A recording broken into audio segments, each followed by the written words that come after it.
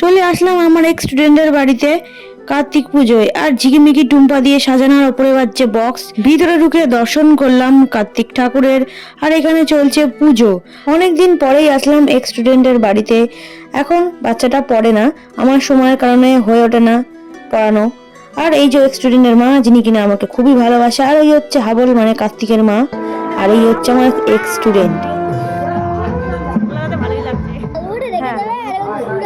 আচ্ছা, এটা কি জিনিস দেখি, একটু দেখি, হাতে দাও।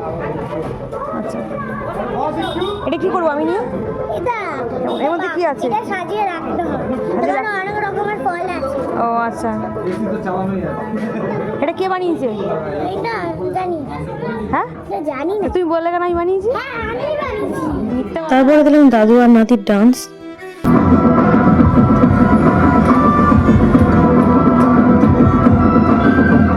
ডান্স দেখে বসে গেছি খেতে, বিকজ রাত হয়ে গেছে। চলে আসলো খাবার, ফ্রাইড রাইস, আলুর দম আর স্যালাড। ভিডিওটা করলাম এখানেই শেষ।